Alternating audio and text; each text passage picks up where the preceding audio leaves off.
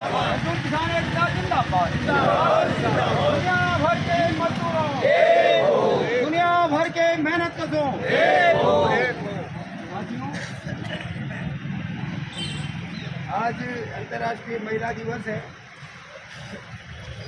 और मैं आज इस धरने के अवसर पर अपनी पार्टी और तमाम साथियों की ओर से देश की और दुनिया की, देश की और हमारे इलाके की इन महिलाओं के संघर्ष के साथ जो महिलाएं आज भी जो उनके मुल्क में जो आज गरीबी है, जो वो असमानता की शिकार हैं, जो वो जुल्म की शिकार हैं,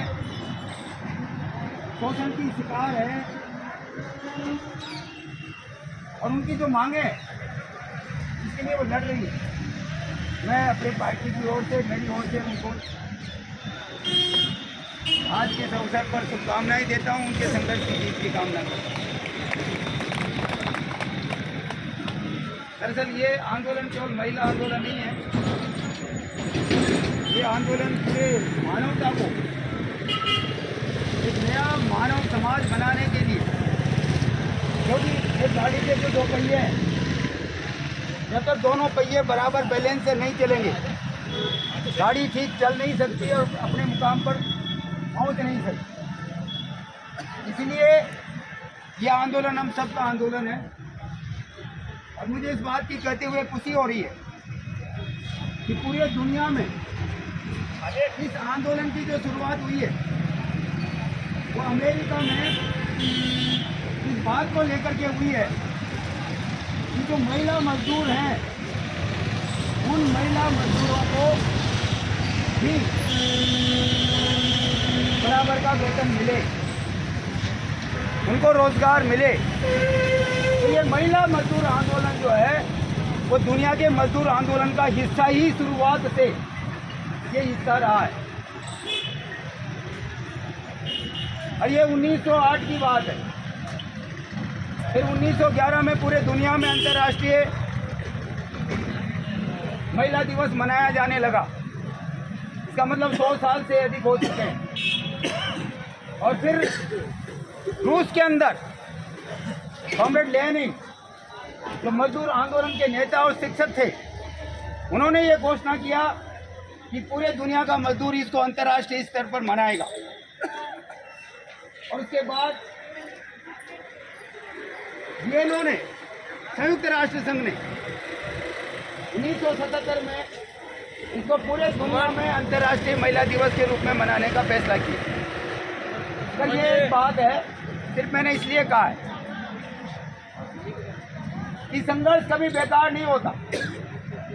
मैंने इसलिए बात कही है कि किसी भी वर्ग का संघर्ष, किसी भी तबके का संघर्ष जब वो एक लक्ष्य के लिए लड़ा जाता है, जब उसके साथ जनता होती है, एकजुटता होती है, तो वो संघर्ष कभी बेकार नहीं जाता और अपने मुकाम पर लगातार आगे बढ़ता चला जाता है और एक दिन आकर के वो अपनी लड़ाई को जीतने तक अपने मुकाम को पहुंचाता है।